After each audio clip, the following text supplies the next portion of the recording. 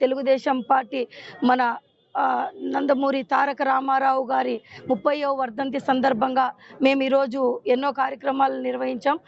దీంట్లో భాగంగా మన బ్లడ్ డొనేషన్ క్యాంప్ కూడా ఇక్కడ ఏర్పాటు చేయడం జరిగింది.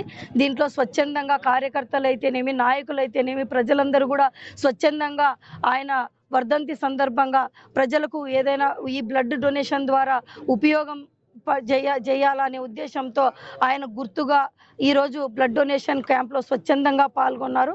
ప్రతి ఒక్కరికి తెలుగుదేశం పార్టీ కార్యకర్తలకు, నాయకులకు కూడా మేమందరికీ కృతజ్ఞతలు తెలియజేస్తాం. ఈరోజు ఆలూరు నియోజకవర్గంలో నందమూరి తారక రామారావు గారి 30వ వర్ధంతి సందర్భంగా మన తెలుగుదేశం పార్టీ నాయకులు, కార్యకర్తలు ప్రతి ఒక్కరు ఘనంగా ఆయనకు నివాళులు అర్పించారు. ఈ మన తెలుగుదేశం పార్టీ పెట్టిన మొదటి రోజు నుంచి ఆయన ప్రజల కోసమే సేవ చేస్తూ ప్రజలతోనే ఉండి ఎన్నో కార్యక్రమాలు, ఎన్నో మార్పులు తీసుకొని వచ్చారు. ప్రజలకు అందుబాటులోకి ఆ రోజు ఇబ్బందుల్లో ఉన్నప్పుడు కూడా ₹2 కిలో బియ్యం అయితేనేమి, ప్రజలకు బట్టలు అయితేనేమి, అలాగే ఉండడానికి షెల్టర్ అయితేనేమి, ఇవన్నీ కల్పించినది మన నందమూరి తారక రామారావు గారు అని చెప్పేసి కూడా తెలియజేస్తాం.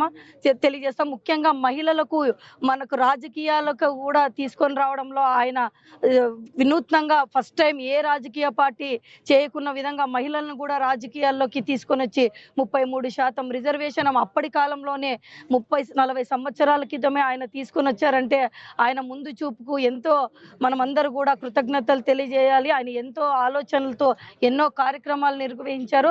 అలాగే మహిళలకు కూడా ఆస్తిలో కూడా సమాన హక్కులు కల్పించిన ఘనత కూడా మన అన్న నందమూరి తారక రామారావు గారిదని చెప్పేసి కూడా తెలియజేస్తాం. ఆయన సినీ రంగంలో అయితేనేమి, అలాగే రాజకీయంలో అయితేనేమి ఆయన దేశంలోనే ఒక పేరు సంపాదించుకున్న వ్యక్తిగా మనందరం గుర్తు చేసుకుంటా ఉన్నాం.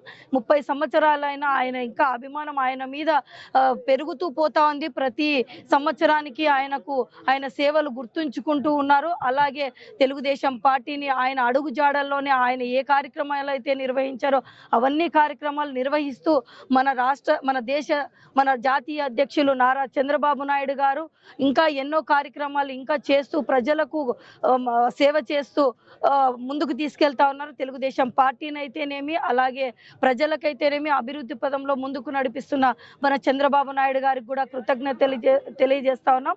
అలాగే ఆయన అడుగుజాడల్లోనే, తాత తండ్రి అడుగుజాడల్లోనే నడుస్తూ మన యువ నాయకుడు నారా లోకేష్ గారు కూడా ఒక పక్క పార్టీని, ఒక పక్క ప్రభుత్వ మంత్రిగా ఉంటూ కూడా ఎన్నో కార్యక్రమాలు నిర్వహిస్తూ సమాజమే దేవాలయం అని చెప్పేసి, ప్రజలే నా దేవుళ్ళు, సమాజమే నా దేవాలయం అనే ఒక స్లోగన్ని తీసుకొని వచ్చి అది పాటిస్తూ అన్న నందమూరి తారక రామారావు గారు ఎలా అయితే పాటించారో అది పాటిస్తూ ఈరోజు మరి కొత్తగా కార్యకర్తే అధినేత అనే నినాదంతో ముందుకెళ్తూ కార్యకర్త కూడా ఒక లీడర్గా ముందుగా తీసుకెళ్తున్న మన లోకేష్ అన్న గారికి కూడా కృతజ్ఞతలు తెలియజేస్తాను.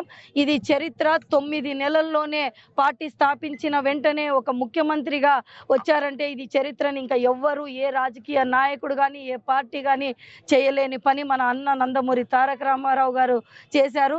ఇదంతా ఆయనను గుర్తు పెట్టుకోవాలా. ముఖ్యంగా బీసీలను నాయకులుగా తీర్చిదిద్దిన ఘనత మన అన్న నందమూరి తారక రామారావు గారు అని చెప్పేసి కూడా తెలియజేస్తా ఉన్నాం.